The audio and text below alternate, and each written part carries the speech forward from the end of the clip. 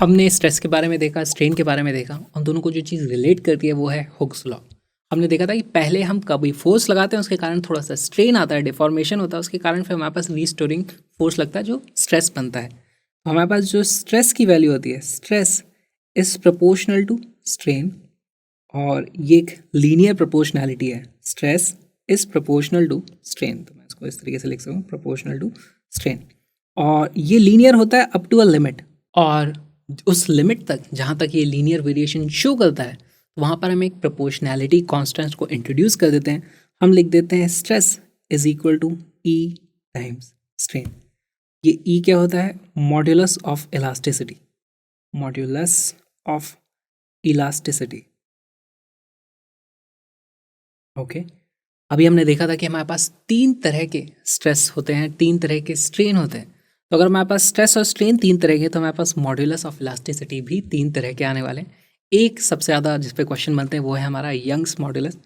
ठीक है, तो यहाँ पर हमारे पास जो मॉड्यूलस ऑफ इलास्टिसिटी की वैल्यू आती है वो आती है सिग्मा अपॉन एप्सिलन। हमारे पास तीन तरह के होते हैं, पहला होता है यंग्स मॉड्यूलस, दूसरा होता है हमारे पास शेयर मॉड्यूलस, तीसरा होता है हमारे पास बल्क मॉड्यूलस। तो आपको इस तरीके से याद रखना है। अच्छा, हमारे पास देखो ग्राफ इसका किस तरीके से बना सकते हैं। अगेन हमारे पास इक्वेशन ये है, लेकिन हम प्रोड्यूस क्या करते हैं? पहले हम स्ट्रेन प्रोड्यूस करते हैं और उसके कारण रीस्टोरिंग स्ट्रेस आता है। अगर हमें इसका ग्राफ बनाना है तो किस तरीके से बन सकता है? देखो, हम पहले फोर्स लगाते हैं, फोर्स लगाते हैं, उसके कारण स्ट्रेन आता है, स्ट्रेन के कारण फिर रीस्टोरिंग फोर्स लगता है, जिसके कारण ये इस तरीके से हमारे पास स्ट्रेस आता है।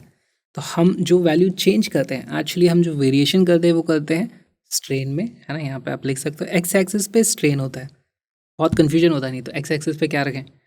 यहाँ पर होता है हमारे पास स्ट्रेस, और हमारे पास हुक्स लॉ में बोला गया है कि हमारे पास इस तरीके से एक स्ट्रेट लाइन आनी चाहिए, लीनियर वेरिएशन माना जाता है। तो ये हमारे पास इस तरीके से ग्राफ आ जाता है, और ये एक लिमिट तक ही होता है। उसके बाद ये ग्राफ डेविएट होने लगता है स्ट्रेट लाइन से, फिर कुछ ऊट पटांग ग्राफ आने लगता है। उसके बारे में हम डिटेल में पढ़ लेंगे थोड़ी देर बाद।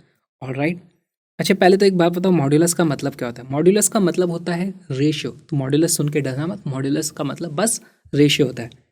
अच्छा, यहाँ पर हम कुछ कैलकुलेशन भी कर सकते हैं। लेट्स से हमारे पास ये वाला जो एंगल है वो है थीटा। तो यहाँ पे मैं क्या बता सकता हूँ? कोई भी पॉइंट आप इस तरीके से पकड़ लो, ये और ये। क्या मैं यहाँ पे लिख सकता हूँ tan theta is equal to what? ये क्या है? This upon this. tan theta तो वही होगा, परपेंडिकुलर अपॉन हाइट। परपेंडिकुलर की वैल्यू कितनी है? जो यहाँ पर उस वक्त स्ट्रेस की वैल्यू होगी, सिग्मा अपॉन एप्सिलन, जो हमारा स्ट्रेन की वैल्यू है, ये वाली, राइट। तो यहाँ से tan थीटा की वैल्यू आती है सिग्मा अपॉन एप्सिलन, और वही होता है हमारा मॉड्यूलस ऑफ इलास्टिसिटी। अगर हमें यंग्स मॉड्यूलस देखना होगा तो उसकी वैल्यू y के बराबर आ जाएगी, नहीं तो और भी वैल्यूज आ सकती है।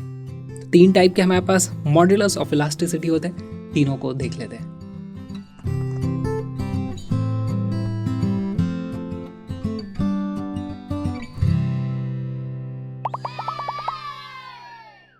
हमारे पास इस तरीके से लेट से एक ब्लॉक रखा हुआ है, उसके ऊपर मैंने यहाँ पर इस तरीके से फोर्स लगा दिया। कैसे लगाया? एरिया के परपेंडिकुलर नॉर्मल लगा दिया है ना। तो इसका मतलब नॉर्मल वाला स्ट्रेस स्ट्रेन आएगा। यंग्स मॉड्यूलस की हमें यहाँ पर बात करनी होगी। तो सबसे पहले हम लिख लेते हैं YOUNG, यंग्स मॉड्यूलस। डरना मत, मॉड्यूलस का मतलब रेशियो होता है। अच्छा, ये जो F है ये अप्लाइड फोर्स है, मैंने लगाया है। इसके कारण स्ट्रेस नहीं होता है, इसके कारण डिफॉर्मेशन होता है, डिफॉर्मेशन के कारण फिर रीस्टोरिंग फोर्स लगता है, उसके कारण स्ट्रेस आता है। ठीक है, पर इक्विलिब्रियम पे दोनों की वैल्यू बराबर होती है। तो अगेन मैं बता दिया, अब दोबारा मैं नहीं बताऊंगा। इसकी वैल्यू कितनी हो जाती है? अच्छा, यंग्स मॉड्यूलस को हम लिखते हैं y से, y की वैल्यू हो जाती है सिग्मा अपॉन स्ट्रेन। बताओ मुझे जल्दी से, यहाँ पर सिग्मा की वैल्यू कितनी हो जाएगी? वो जाएगी force per unit area, force per unit area divided by strain की वैल्यू कितनी है? एप्सिलन की वैल्यू। इसमें कुछ चेंज हुआ होगा यहाँ पर, जल्दी से वो चेंज मैं दिखा देता हूँ इस तरीके से। यहाँ पर लेट से डेल्टा एक्स का चेंज आया, यूजुअली उसको हम डेल्टा एल लिखते हैं। तो यहाँ पे आ जाएगा delta L divided by L. L इसका ओरिजिनल डायमेंशन ये था, इस तरीके से। नेक्स्ट है हमारे पास शेयर मॉड्यूलस। तो यहाँ लिखेंगे शेयर मॉड्यूलस। शेयर मॉड्यूलस को मॉड्यूलस ऑफ रिजिडिटी भी बोला जाता है, मॉड्यूलस ऑफ रिजिडिटी। इसके लिए हम इस डायरेक्शन में फोर्स लगाते हैं और यहाँ पर हमारे पास कुछ इस तरीके से डिफॉर्मेशन होता है। ये एंगल होता है हमारे पास थीटा। यहाँ पर हमारे पास ये देखो, ये कुछ अमाउंट लेट से इस तरीके से शिफ्ट हो गया है एक्स अमाउंट से। ओरिजिनली हमारे पास लेट से ये वाला डिस्टेंस था डी। यहाँ पर हम स्ट्रेस को लिख सकते हैं, stress is equal to force per unit area. Strain को हम क्या लिख सकते हैं, change in dimension divided by ये वाला डायमेंशन हम लिखते हैं जिसको वैल्यू होती है x upon D which is approximately equal to theta.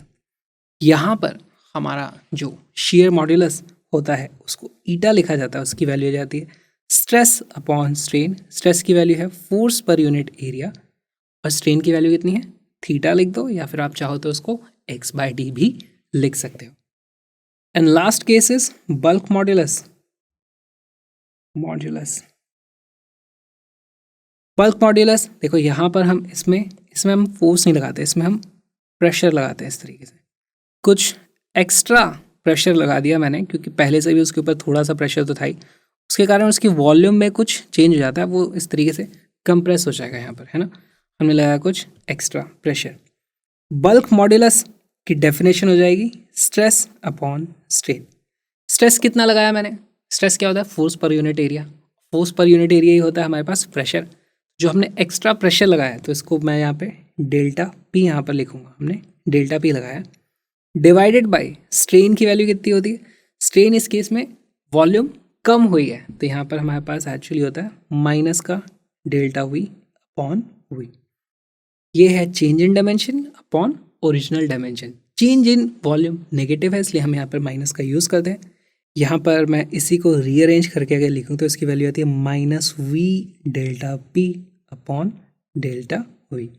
Again आप देखोगे यहाँ पे भले ही नेगेटिव लगा हुआ है साइन, लेकिन एक्चुअली ये वैल्यू पॉजिटिव है। वॉल्यूम पॉजिटिव होता है, मैंने एक्सेस प्रेशर लगाया वो भी पॉजिटिव है। Change in volume actually negative होता है, यहाँ पर इसकी वैल्यू पॉजिटिव आनी चाहिए, ये हमें देखना है।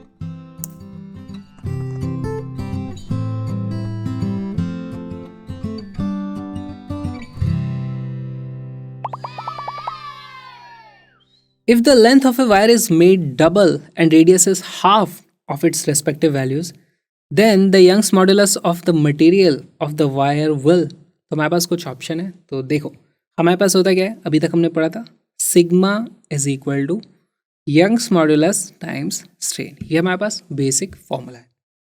अब स्ट्रेस को मैं क्या लिख सकता हूँ, force per unit area will be equal to Y times epsilon क्या होता है, डेल्टा एल अपॉन एल। ठीक, अब यहाँ पर अगर मैं वायर के डायमेंशंस चेंज करता हूँ तो बेसिकली मैं ये उसका लेट से क्रॉस सेक्शनल एरिया चेंज कर रहा हूँ, या फिर मैं उसकी लेंथ चेंज करूँगा कि वायर कितना लंबा है। तो मैं इन दोनों चीज़ों को चेंज कर रहा हूँ, उसके हिसाब से या तो उसके फोर्स विथस्टैंड करने की कैपेसिटी चेंज हो जाती है, या फिर गिवन अमाउंट ऑफ फोर्स पे कितना उसमें इलॉन्गेशन आ रहा है वो वाली वैल्यू चेंज हो जाती है। ये सब चीज़ें चेंज होती हैं, लेकिन ये जो यंग्स मॉड्यूलस की वैल्यू है ये कांस्टेंट है। ये किसी भी मटेरियल के लिए वैल्यू फिक्स होती है और वो चेंज नहीं होती है। मान लो मेरे पास कॉपर है, कॉपर का मैंने इस तरीके से रॉड बना दी तो ये ज़्यादा वजन उठा पाएगी, इसके बदले में अगर कॉपर का पतला सा तार हो तो डायमेंशन चेंज करने से कितना फोर्स वो विथस्टैंड कर सकती है वो चेंज होता है। यंग्स मॉड्यूलस की वैल्यू वही रहती है, तो ऑप्शन नंबर ए यहाँ पर करेक्ट आंसर हो जाएगा।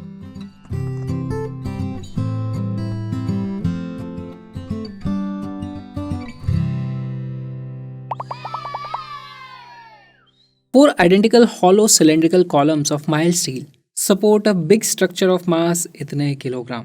यहाँ पर देखो हमारे पास बड़ा सा कुछ मास है और इसका नीचे की तरफ इसके ऊपर फोर्स लगाओ ग्रेविटी का mg, लेकिन वो चारों मिलकर के सपोर्ट कर रहे हैं, तो एक के ऊपर जो फोर्स आने वाला है वो आ जाएगा mg डिवाइडेड बाय 4।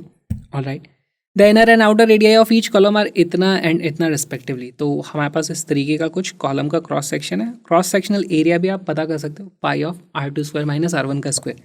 ठीक है, assuming uniform local distribution calculate the compressional strain of each column. तो हमें स्ट्रेन बताना है, तो सबसे पहले तो हम क्या करेंगे, स्ट्रेस पता कर लेंगे। स्ट्रेस की वैल्यू होती है force per unit area. Strain की वैल्यू कैसे पता करोगे, आप स्ट्रेस को ही लिख सकते हो वाई टाइम्स स्ट्रेन। यहाँ से आपको स्ट्रेन पता करना है। अब सिर्फ फॉर्मूला में वैल्यू रखनी है। वीडियो को पॉज करो, क्वेश्चन को सॉल्व करो।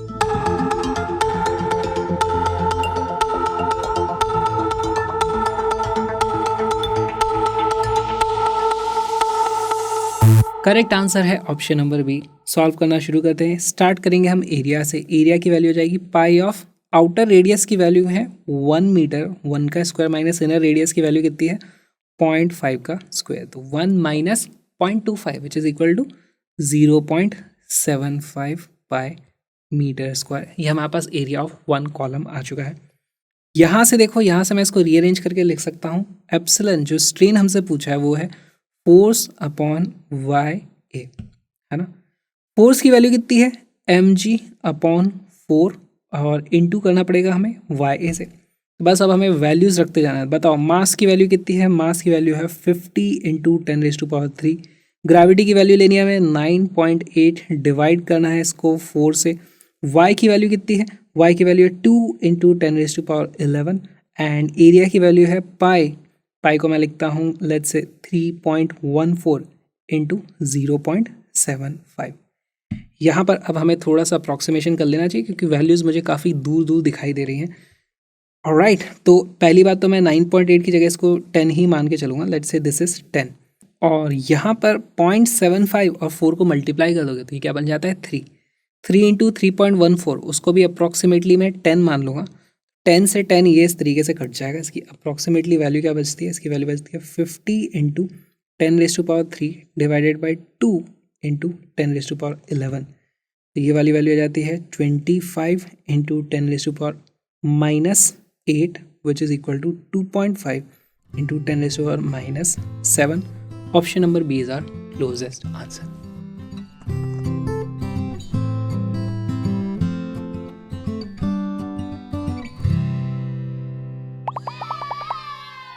A man grows into a giant such that his linear dimensions increase by a factor of 9. तो उसकी हाइट h थी तो अब वो हो गया है 9 टाइम्स h। उसकी थिकनेस, उसका रेडियस, पैर का वगैरह सब कुछ 9 टाइम्स हो गया है। Assuming that his density remains same, the stress in the leg will change by a factor of। तो अब ये बहुत ही अच्छा सवाल बन गया। आपको सबसे पहले तो देखना पड़ेगा कि m डैश की वैल्यू m के कितने टाइम्स है। उसके बाद आपको देखना पड़ेगा इसका एरिया, है ना। तो उसके लेग में हम देख रहे हैं तो इसके लेग का क्रॉस सेक्शन आप इस तरीके से बनाओगे। इस पे ऊपर कुछ फोर्स लगेगा mg का और इसका कुछ एरिया ऑफ क्रॉस सेक्शन है। यहाँ पर वो जो वैल्यू थी, यहाँ पर आपको उस वैल्यू से कंपेयर करना है। बहुत अच्छा सवाल है। वीडियो को पॉज करो, क्वेश्चन को सॉल्व करो।